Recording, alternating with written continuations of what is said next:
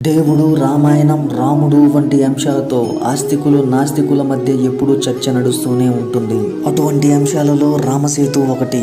ఇది స్వయంగా రాముడే నిర్మించాడని కొందరు చెబుతుంటే, కాదు సహజ సిద్ధంగా ఏర్పడిందంటారు మరికొందరు. ఈ మధ్య రిలీజ్ అయిన రామసేతు సినిమాతో ఈ అంశం మరోసారి చర్చలోకి వచ్చింది. రామసేతు తమిళనాడులోని పంబన్ దీవికి, శ్రీలంకలోని మన్నార్ దీవికి మధ్య సముద్రంలో ఉన్న ఒక నిర్మాణం. దక్షిణాదిలో దీనిని రామసేతు అంటారు. శ్రీలంకలో అడంగపాలం అని పిలుస్తారు. దీనినే ఆడమ్స్ బ్రిడ్జి అని కూడా అంటారు. దీని ఆధారంగానే ఇప్పుడు రామసేతు అనే పేరుతో తెరకెక్కింది. అక్షయ్ కుమార్ ఇందులో హీరో. రామసేతుకు ఉన్న ప్రాధాన్యత, దాని వెనకున్న కథనాల కారణంగా ఈ సినిమాకి బాగానే హైప్ వచ్చింది. నాస్తికుడైన ఓ ఆర్కియాలజిస్ట్ రామసేతు నిర్మాణం మూలాల గురించి, ఇది రాముడు కాలంలో జరిగిన నిర్మాణమేనా కాదా అని తెలుసుకోవడమే స్టోరీ. అసలు రామసేతు అనే అంశం ఎక్కడ, ఎలా మొదలైంది, దీనిపై ఉన్న వివాదాలేంటి, హిందూ విశ్వాసాలు, పరిశోధనల సారాంశం ఏంటో ఒకసారి చూద్దాం. రామాయణంలోని యుద్ధకాండలో రామసేతు నిర్మాణం గురించి వర్ణన ఉంది. రావణుడు సీతను అపహరించడంతో ఆమెను రక్షించటానికి రాముడు లంకకు వెళ్లే క్రమంలో తన వానర సైన్యంతో కలిసి రాళ్లతో నిర్మించబడిందనేది కొందరి విశ్వాసం.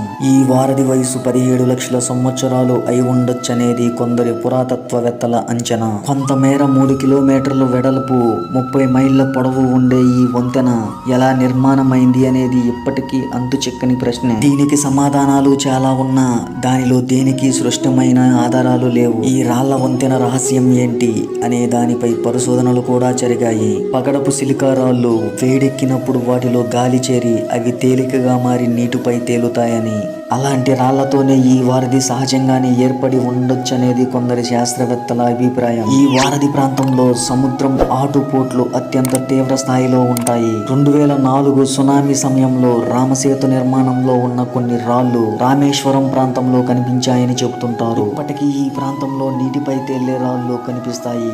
వాటిని చూడటానికి చాలా మంది రామేశ్వరం వెళుతుంటారు. నాసా కూడా ఈ నిర్మాణంపై కొన్నేళ్లు పరిశోధనలు చేసింది. శాటిలైట్లు తీసిన ఛాయాచిత్రాలతో 30 మైళ్ళు పొడవున రాళ్లు పేర్చి ఉన్నట్లుగా కనిపిస్తుందని చెప్పింది. కానీ ఇది మానవ నిర్మితం అని మాత్రం నాసా ఎప్పుడు ధృవీకరించలేదు.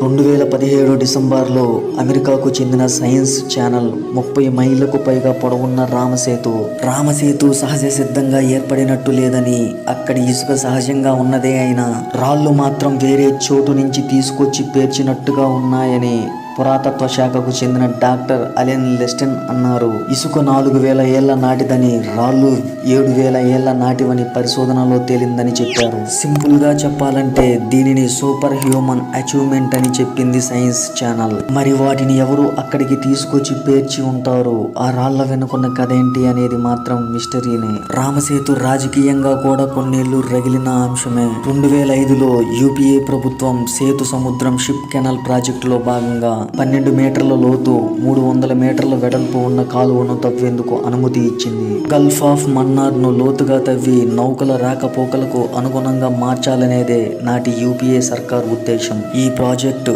అరేబియా సముద్రం, బంగాళాఖాతం మధ్య ప్రయాణించడానికి ఓ మార్గం ఏర్పరుస్తుంది. దీంతో శ్రీలంక చుట్టూ తిరిగే శ్రమ తగ్గటంతో పాటు ప్రయాణ సమయం, ధనం ఆదా అవుతుందని భావించింది. కానీ ఈ మార్గం ఏర్పడాలంటే రామసేతును బద్దలు కొట్టాల్సి వస్తుండటంతో దీనిపై హిందూ సంస్థలు వ్యతిరేకించాయి. భారత్, శ్రీలంకకు చెందిన పర్యావరణవేత్తలు కూడా సముద్ర పర్యావరణం దెబ్బతింటుందని ఆందోళన వ్యక్తం చేశారు.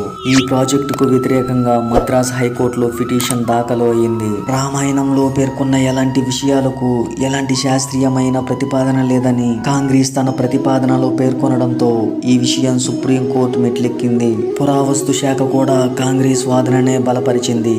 అప్పటి నుంచి ఈ వివాదం సుప్రీంకోర్టులోనే ఉంది. తర్వాత 2018లో కేంద్రం ప్రాజెక్టు కోసం రామసేతును ముట్టుకోబోమని సుప్రీంకోర్టుకు చెప్పింది.